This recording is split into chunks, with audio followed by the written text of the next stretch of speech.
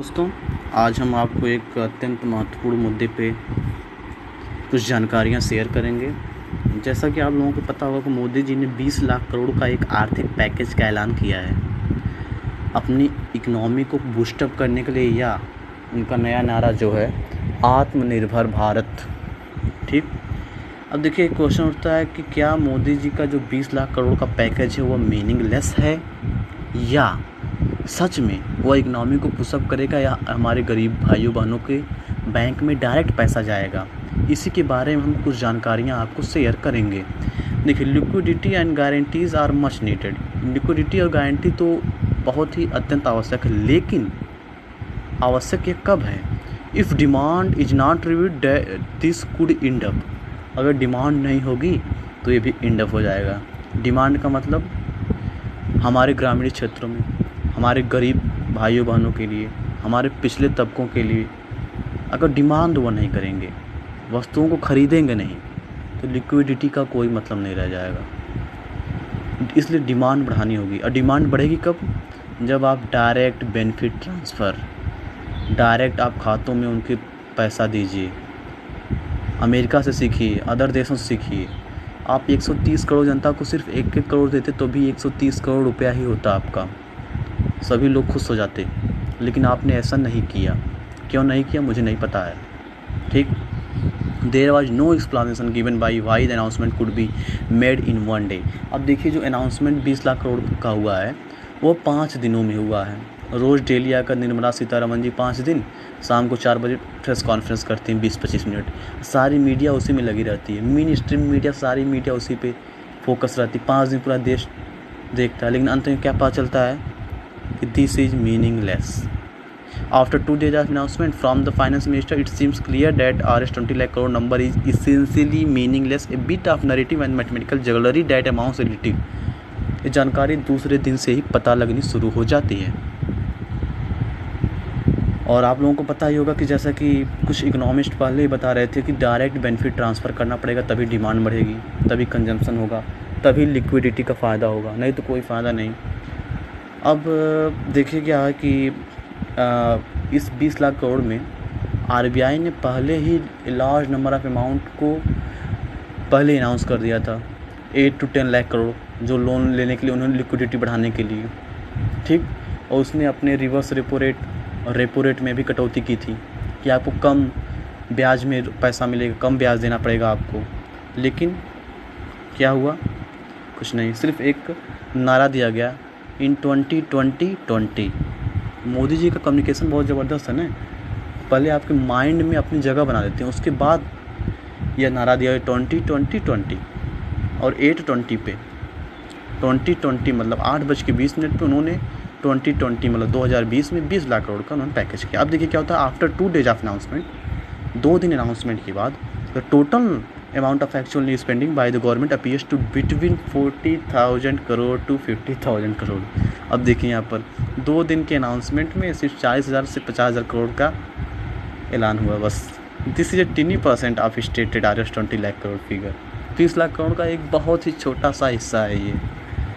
This might reduce the impact on the financial deficit, but it also means that the government simply is not using the tools available in the put money into the people hands।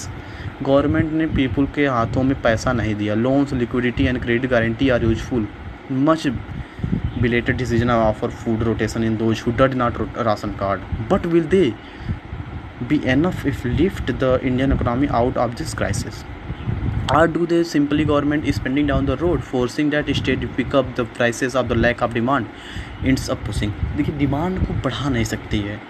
Local को vocal का नारा तो दे रहे हैं, लेकिन उस demand को तो बढ़ाइए आप।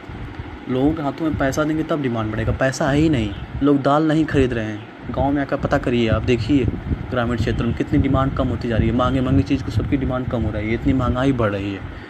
सबसे बड़ी चीज़ तो ये है। देखिए, cash transfer, income support and fiscal stimulus होना चाहिए। Find the fund to pay for such crucial initiative, but the detail suggested more the same approach to economics that drone India into the ditch before COVID-19।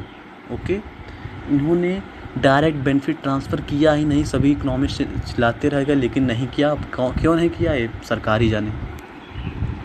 ठीक। ये देखिए नारा नीचे लिखा है 20 lakh crore at 2025-2020 over genius effort lift India out of the mess. Okay, अब देखिए निर्मला सीतारमन जी को देख लीजिए थोड़ा सा। आत्मनिर्भर भारत में उन्होंने बताया निर्मला सीतारमन जी ने, breakup of 20 lakh crore package announce in 5 tranches by FM Sitharaman, finance minister Sitharaman, that overall package which stood of इतना, देखिए कितना बड़ा है, 20,97,000 crore rupees, nearly about included 1.92 lakh crore stimulus from the major announcement by PM recently such, जो एक 1.92 का जो होता है किया था पहले उन्होंने कर दिया था, और 1.7 लाख करोड़ का प्रधानमंत्री गरीब कल्याण योजना में भी उन्होंने किया था, पैकेज का ऐलान कर दिया, उसको जोड़कर, और RBI ने जो 8 से 10 लाख करोड़ दिया था उसको जोड़कर, सब कुछ जोड़कर 2020 में 20 किया। अब देखिए 5 पार्ट में क्या क्या हुआ, कितना रुपया है। ओवरऑल स्टिमुलस प्रोवाइडेड बाई आत्मनिर्भर भारत पैकेज, पार्ट 1 में देखिए 5 लाख करोड़, पार्ट 2 में 3 लाख करोड़, पार्ट 3 में 1,50,000 करोड़, पार्ट 4 और पार्ट 5 में 28,000 करोड़, सब टोटल कितना हुआ 11 लाख करोड़ रुपए। अर्लियर मेजर इंक्लूड PMG के भी इतना 1.92 crore lakh crore. RBI major actual 8 lakh crore, देखिए लगभग सब टोटल कितना हुआ। इसका नीचे का जो 5 और 6 जो 9 लाख करोड़ लगभग, ऊपर 11 लाख करोड़, कुल मिला के ग्रैंड टोटल जो था वो 20 लाख करोड़। सोर्स आत्मनिर्भर Bharat part 5 government reforms and enablers. अब देखिए सेकेंड ट्रांच में उन्होंने इतना का करोड़ का किया था ऐलान, जो कि जानकारी आपके सामने सीधे खड़ी है।